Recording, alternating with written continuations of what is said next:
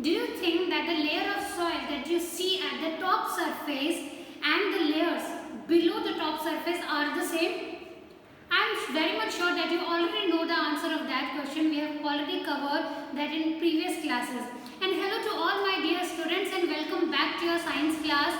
In today's class we are going to look into the further layers of the soil, or we can say the various horizons of the soil. My dear students, if you remember, in the last class we covered the two horizons of the soil, that is O horizon and A horizon. We all know that there are many layers of soil, okay, and the soil that you see at the top is different from the layers below it. And we have already seen that which is the topmost layer of the soil, that is O, and the top soil is A horizon, and A horizon is the most fertile and suitable soil for the agriculture and for growing the crops. Now let us see the other horizons, or we can say the other layers of the soil. They are B horizon, which is also known as subsoil, C horizon, which is known as parent material, or R horizon, which is known as the bedrock. Let us see them one by one. Now if we will see on the screen, we will see the B horizon. So B horizon is basically known as subsoil. Subsoil. Now why it is called as subsoil? For example, suppose this is the top layer of the soil, due to some natural disaster or maybe deforestation or soil erosion. If the top layer of the soil erodes or it goes away, it exposes the another layer which is known as B horizon. Okay, so if you will see here, so this layer is A horizon. If by the act of deforestation, soil erosion or anything, if it erodes, it leaves behind or it exposes this B horizon, and this B horizon is basically composed of parent material. It basically composed of parent material. Parent material means the rock particles. Parent material means the rock particles from which the soil was formed. So it is basically contains parent material and very less humus. Okay, it contains very less humus content because all the humus content is already present at the A horizon till A horizon, and from B horizon the humus content starts decreasing and the mineral content starts increasing. So if you will see the B horizon, it has most of the minerals like iron, sulfur, phosphorus, zinc, all the other minerals, they all are accumulated in the B horizon. So if we have to compile it, we can say that B horizon has less humus. It is majorly made up of, or it majorly contains parent material. We can say the rocks from the original parent material, means the original rock from which the smaller pieces of rocks are formed by the process of withering. Okay, so this is the B horizon, and if you start also digging, if you have seen that when you start digging the soil, you may notice that from the top layer of the soil, it is very easier to dig the soil. Yes, as soon as you go deeper on digging, it becomes very difficult. It becomes very difficult to dig in. Why? Because there we have only rocks. Okay, it is majorly composed of rocks and very less humus is present. So humus is basically responsible for the moistening of the soil. Humus provides moisture to the soil. If there is no humus, the soil will have no moisture and the soil will be very dry. Yes, so it will be very difficult to dig in. So B horizon is that layer of the soil. And if you notice, children, the roots can also go deeper up to only B horizon. So if there is bigger trees, their roots can also penetrate deeper till the B horizon, but it cannot go more deep than the B horizon. So B horizon can find the growth of some of the plants, because some of the roots can even penetrate more deeper, but it cannot exceed more than the B horizon. Yes, and this B horizon is generally very harder. It is very compact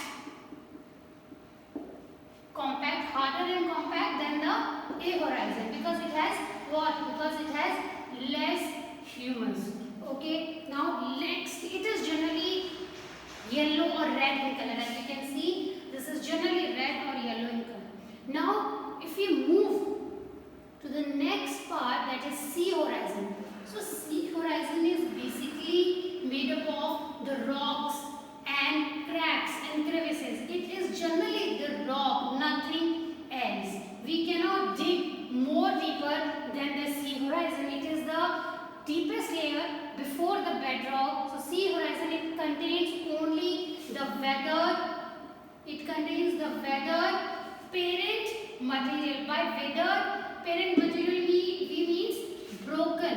Okay, by weathered parent material we mean the broken parent material. By parent we mean the original rock. We mean the original rock from which that soil was originally formed. Yes, and it is very hard, and it is very hard because it is made up of all the rocks. So if you can recall the weathering process, you may know that, children, by the exposure of wind and other climatic conditions, the bigger rocks, the parent rocks, we can say the parent rocks start disintegrating, they divide into smaller pieces, and once organic matter accumulates over it, it mixes with the smaller particles of the rocks and they form the top layer that we call A horizon. And slowly, gradually, over the period of time, this B horizon, which you can see here, is formed. So if we can compare the A horizon and the B horizon, you will notice that in the B horizon there are many rocks, in A horizon there is no rock. But if you will see the C horizon, which is also known as the parent material, you can see, children, that it is basically composed or made up of the rock particles, weathered rock particles, or you can say the broken rock materials. Okay, so C layer is very harder, very compact. It is very hard. We cannot break those particles, and the roots cannot go deeper. Roots cannot go deeper till sea horizon. It cannot penetrate the sea horizon because roots, because if you touch the soil, see, try to understand, if you touch the soil, you will notice that it is very soft, it is very porous. So that is the reason why roots can actually penetrate. But if there will be big rocks, if there will be no space, there will be no humus, the roots cannot penetrate inside that. So this type of horizon basically contains the weathered means broken rock material, and it has a lot of minerals because there is no humus. So obviously there will be more mineral particles in this horizon. Okay, now let's see the next horizon or the last horizon, that is the R horizon. Now children, if you will go deeper inside the soil, you will notice that there will come a point when there are no rocks, where there is no cracks, no crevices, leave humus, there will be no minerals also. You will not find any mineral pieces because it will be made up of one single rock. Okay, so on the above, if you will see the sea horizon, it will have the bigger rocks, okay, the broken rocks. Okay, but if you will cross the sea horizon, you will find the bed. You will not find any rocks, you will not find any boulders, you will just see the continuous mass of bedrock, and this is known as R horizon. And at this horizon you will see the actual color. You will see the actual color of the rock from which the soil was formed after weathering. Okay, if you can see here, you will notice here in this, you can see at the last, I hope you can see it, at the last you can see the bed rocks. Okay, they are usually made up of one single continuous mass of the rocks. Now, these were the various horizons of the soil. Now, children, one thing which you might be wondering, that as we all know that the soil is made up of the weathering of rocks, right? The soil is made up of breaking of bigger rock particles. Now, it is not such that at all the places of rocks will be similar, because India or the earth is it has different terrain. Yes, the geographical conditions are very different, and the rocks which are present at one place will not be similar to the rocks present at the other place. Also, the climatic conditions which are prevailing on that rock will be quite different. Okay, so on the basis of and if there will be different type of rain, different type of wind, so the particles of the rock will be different. Okay, so on the basis of that, we can say that the soil cannot be of same texture, soil cannot be of same properties at all the places on the earth, right? At some places you will find sandy soil, at some place you will find bigger particles, at some place you will find different types of soils. So now we will also see that what are the various types of soil. Okay, and the first thing by which we can classify the soil is on the basis of particles, on the basis of proportion of particles size.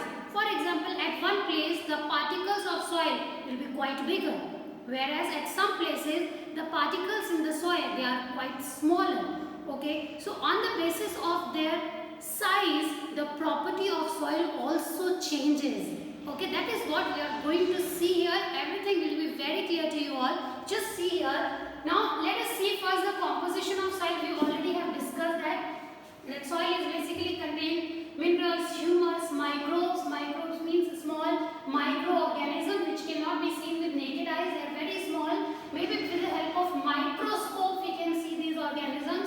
Now insects and worms like earthworms, rodent, centipedes, moles, and etc. And water, air. So these all are the composition of soil.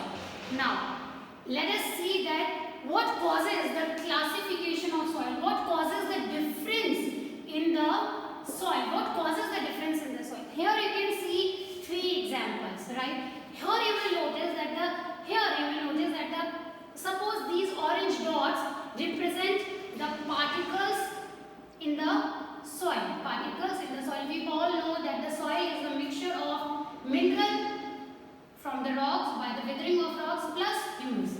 Yes, so minerals plus humus equal to soil. Now everywhere the mineral or the weathering process cannot be same, so the soil particles will differ place to place because of the weathering process, because of the nature of the mineral present there. Now suppose this bigger circles represent the size of the particles. So this type of soil has more bigger particles. So you can see there is a lot of spaces in between them. I hope you can see. So these are the spaces. Also there is this type of soil which has smaller particles. Okay, this soil has smaller particles inside it, and so it has less space in between them. Also if you will see this type of soil, it has very small particles and it has less space. Now how you can feel the particles? How you can feel the particles of the soil? Children, if you will take some soil and you touch it, you will see that it has so many particles. It has a very gritty texture. It is not very soft like cotton. It is not very soft like a powder. Okay, it is not in a powder form. It has some particles. Go in your garden and try to feel the soil. You will see that it is not very soft. It has so many particles. So on the basis of the presence of different size particles in one soil, we can divide the soil on three categories.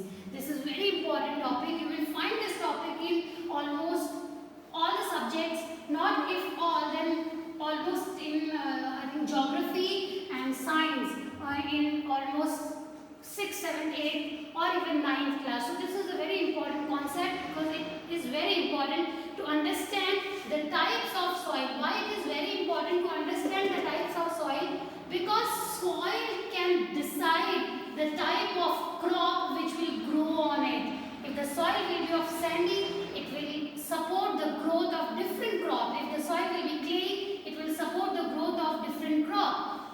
And that is the main purpose of studying soil, because we all know that it is a natural resource and it provides life to us by the growth of crops. So that is the reason it becomes very important for all of us to understand the types of soil, so that we can tell that which type of crop will be grown best on what soil. So let us take sandy soil first.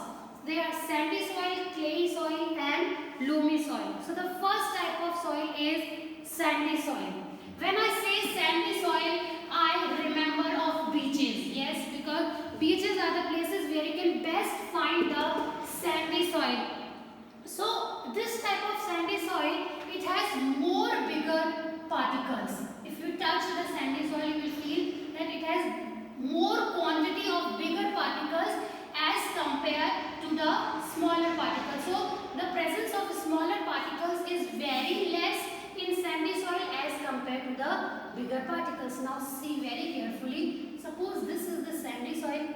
Okay, now it has more bigger particles, so it has more space in between them. You can see the spaces in between them. So air can easily penetrate inside it. Okay, so it means that it has good water holding capacity. Yes, why good air holding capacity? Because it has lot of spaces in between them, because the particles are bigger in size. Now if the particles are bigger in size, the space will be larger because they are not very compact, they are loosely packed, so there is a lot of space in between them. So if you will pour the water, imagine if you will pour the water, what will happen? The water will drain down. Okay, the water will drain down because there is no space, because there is a lot of space, so water cannot go anywhere, so it will actually drain down. So it has very less water holding capacity. So that is the reason why sandy soil is not considered for growing crops, because crops need water and this type of soil cannot retain water.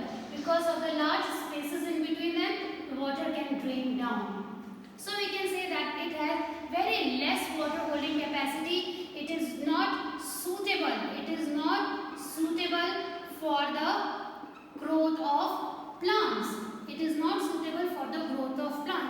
Now, if the water that we will pour, when it will drain down, what will happen? It will be dry, right? Because if the water cannot be retained, so it means that all the water is going down at the water table. So it means this portion is very dry because it has no water.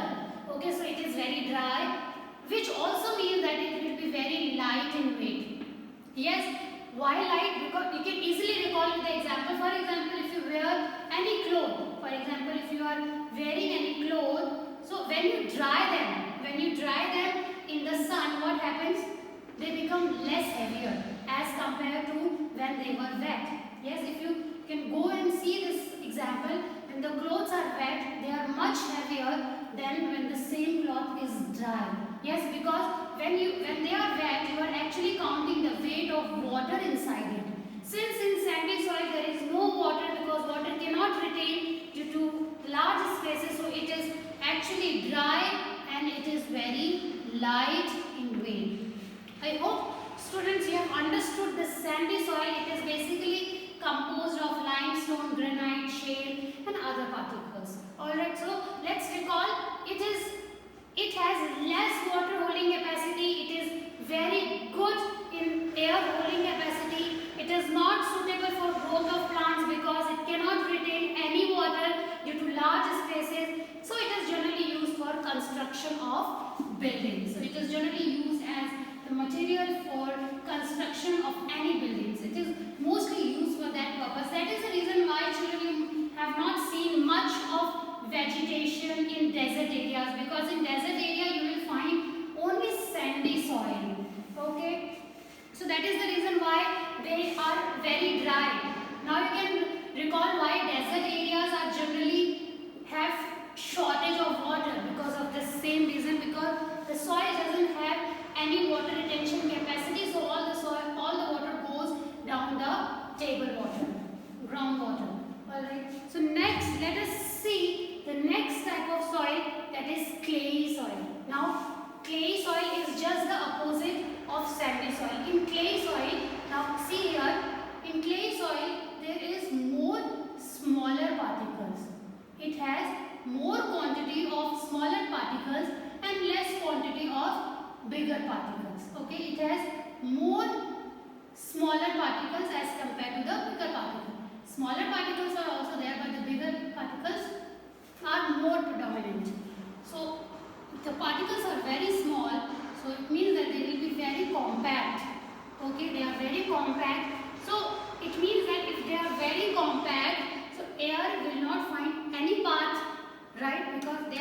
compact, there is no space, so the air will not pass through it. So it has very bad air holding capacity. Also you can say that air holding capacity in clay soil is not good because they are very closely packed, so the size of the particles is extremely very small. Now if the size of the particles is very small, it means that if I will pour the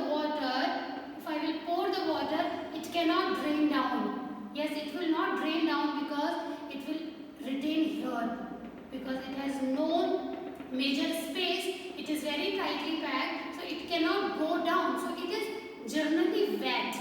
It is generally wet all the time because the water which goes inside it does not penetrate. Most of the water goes, but majority of the water does not penetrate from these holes, so it is generally wet. Okay, so that is the reason why clay soil is generally used for pottery and for making bricks, because of its wet nature. So you can conclude that water holding capacity in clay soil is very good because water cannot drain down because of these smaller size of the particles, because they are very compact. Okay, now if the water cannot drain down, it means it will be wet. Now if it is wet, it means that it will be heavier.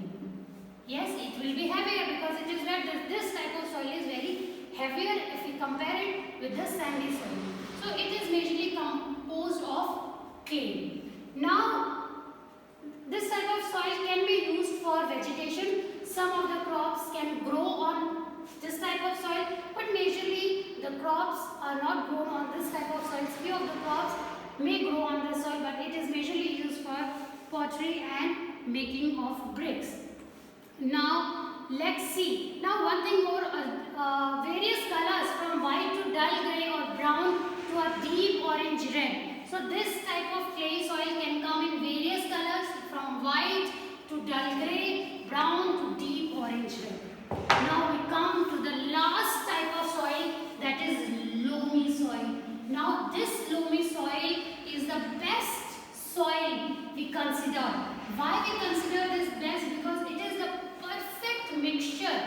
It is a perfect mixture of bigger particles and the perfect mixture of bigger and fine particles. So if you compare in sandy soil, the particles are majorly bigger in size. If you see the clay soil, the particles are very small in size. Guys, but in loamy soil, these types of both soil mix together. So you can say that it is the mixture of sandy soil and clay soil, and it has the best water holding capacity. Best water holding capacity. It is not that wet, also it is not that dry. So it is most suitable for the growth of vegetation. It is most suitable for the growth of any plants. It is used for gardening, for lot of purposes. Now let's see that why water holding capacity is good, because the particles are between the size of sandy soil and clay soil. So the water holding capacity is very good. Also the air holding capacity is also good. We all know that inside the soil there are many worms which are present. Yes. So these worms make the soil fertile. Yes. So these worms make the soil fertile. So it is extremely important for the air to penetrate inside the soil, because air has oxygen and all living beings need oxygen. So if oxygen will not penetrate inside, these worms will die. In response to that, the soil will lose its fertility and we cannot grow anything. Yes. So this type of soil is good in air holding capacity. So it has good water holding capacity and it has the right mixture of sand and clay. Basically this type of soil is used for growing of crops, for growing of vegetation, and all the types of crops are generally grown on loamy soil. So it contains few sand particles. By sand particles we mean the bigger particles, and few clay particles. By clay particles we mean the fine particles, and it also has silt. Now silt is something which you will find at the river banks. Okay, so if you have not seen the silt, so silt is somewhere between the size of sand and clay. So if the sand particles are this bigger, clay particles are this bigger, so the silt this silt is basically the mixture of minerals and other things from the rivers. Okay, so this is the property of loamy soil, and as I already told you, this type of soil is basically very good for and best suitable for the growth of plants. Let us see all these properties of loamy soil.